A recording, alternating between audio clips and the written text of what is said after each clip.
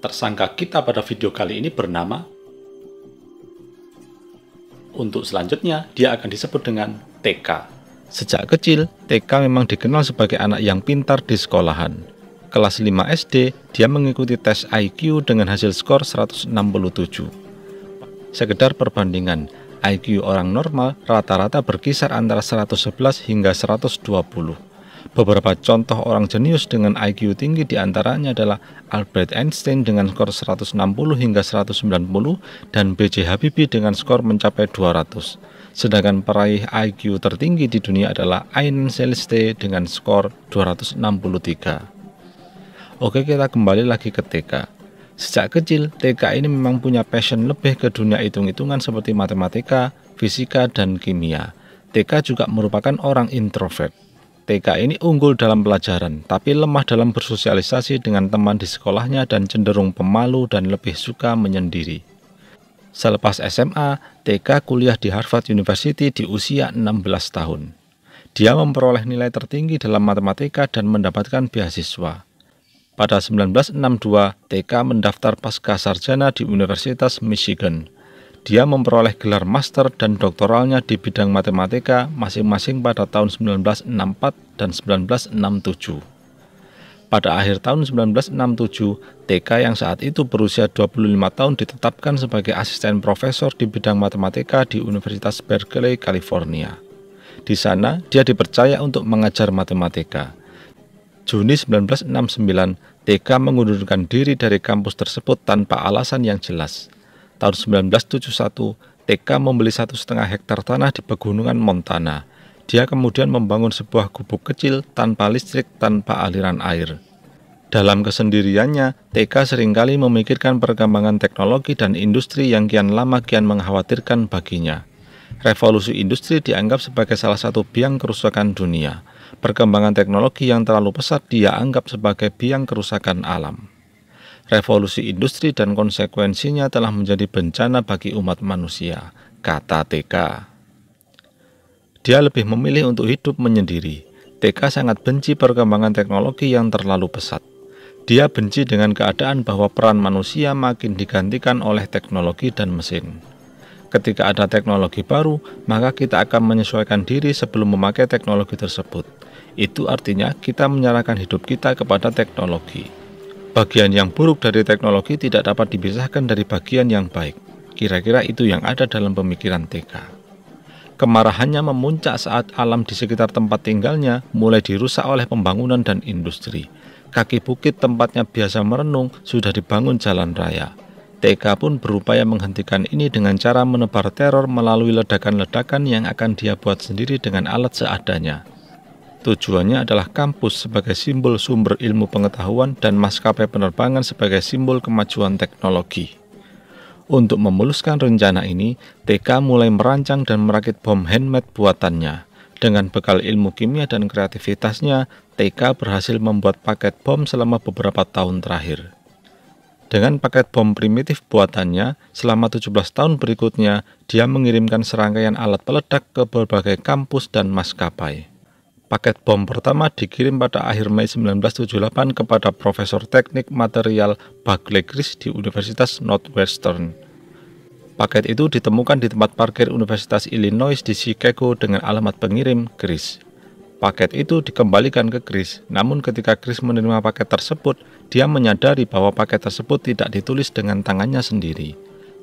Curiga dengan paket yang tidak dikirimnya, dia menghubungi polisi kampus, Terry Marker. Terry kemudian membuka paket tersebut dan langsung meledak. Bom itu terbuat dari logam bekas dan kayu. Setahun kemudian, bom lain dikirimkan ke kampus yang sama dan melukai seorang mahasiswa pasca sarjana. Pada 1979 pula, sebuah bom ditempatkan di ruang kargo American Airlines penerbangan 444.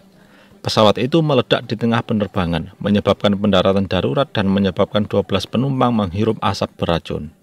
Pada 1985, dia sedikit mengubah tipe paket dan mengirim bom berisi pecahan peluru ke toko komputer di Sacramento, California.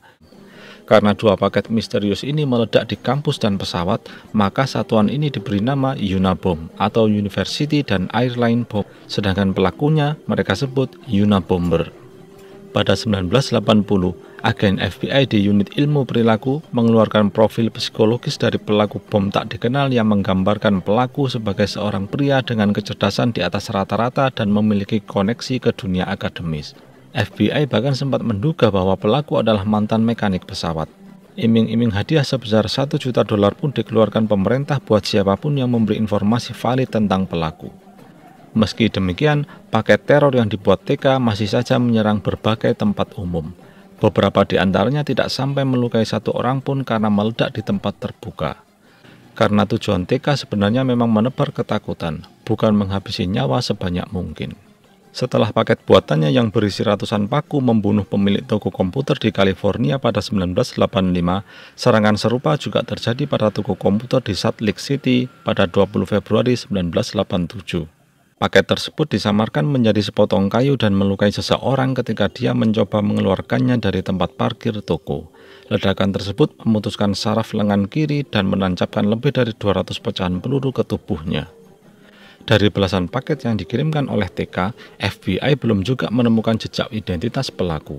Tidak ada sidik jari, tidak ada bekas keringat, tidak ada bekas ludah maupun rambut pelaku.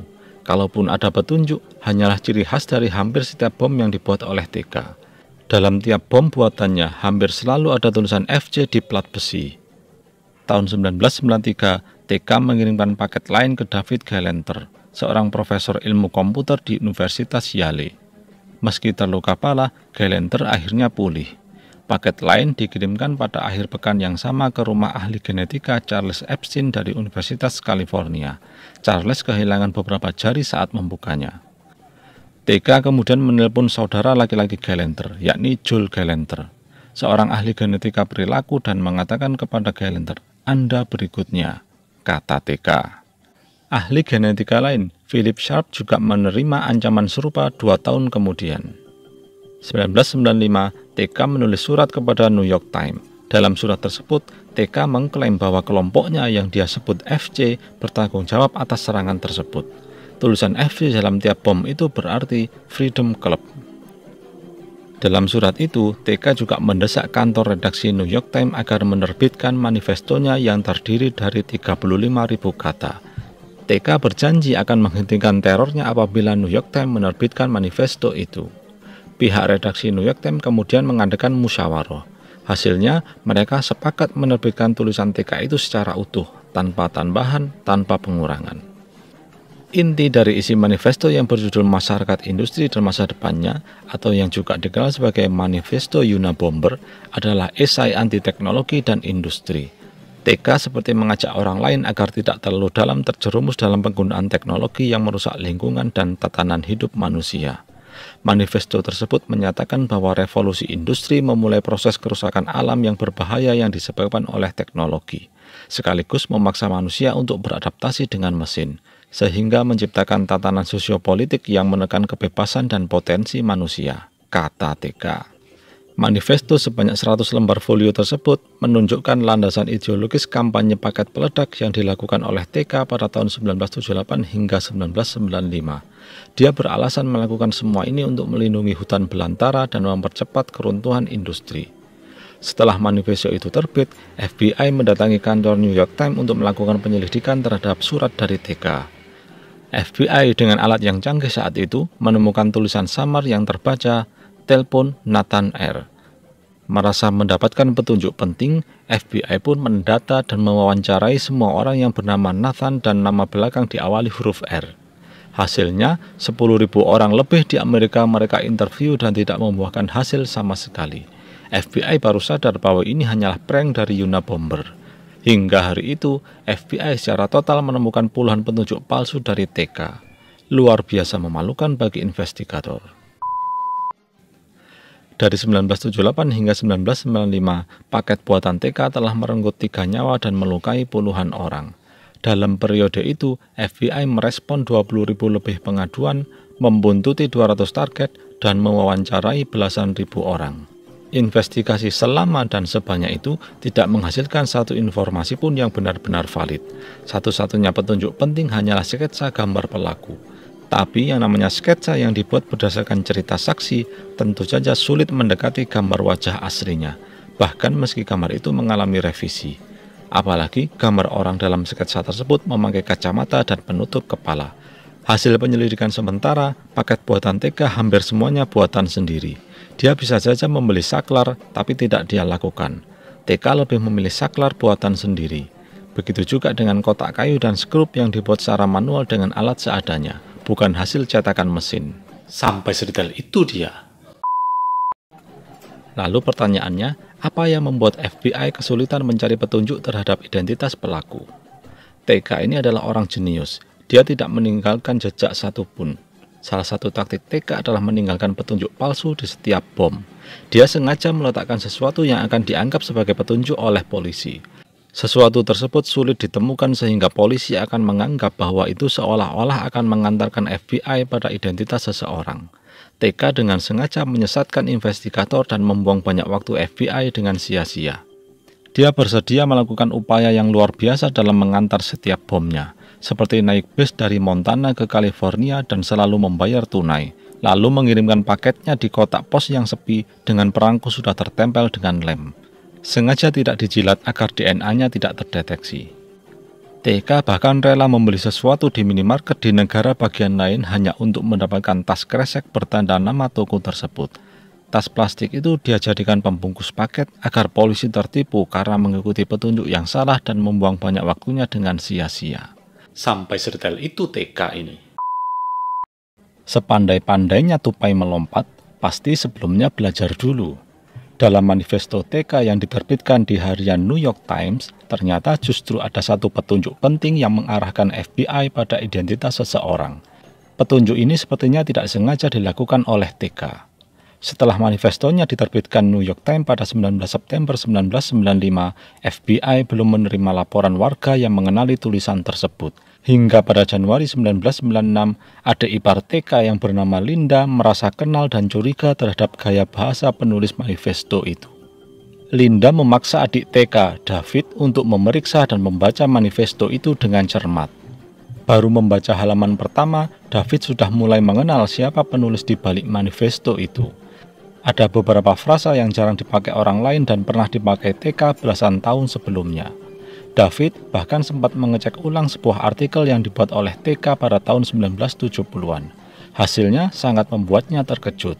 Frasa dan gaya bahasa dalam artikel itu identik dengan beberapa kalimat dalam manifesto Unabomber.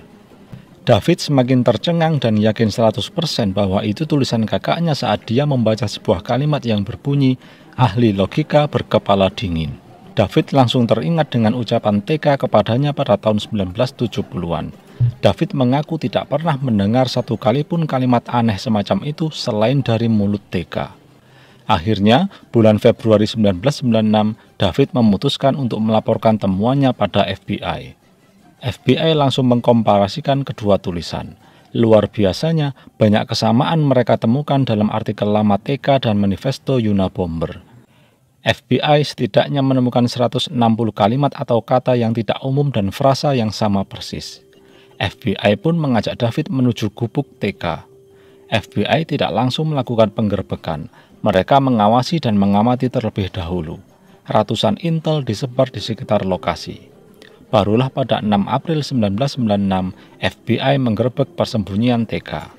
Para intel yang menyamar sebagai petugas perhutani itu pura-pura menanyakan tentang garis batas tanah kepada TK. Saat TK lengah, para intel langsung melumpuhkan TK dengan mudah. TKP juga langsung digeledah dengan seksama.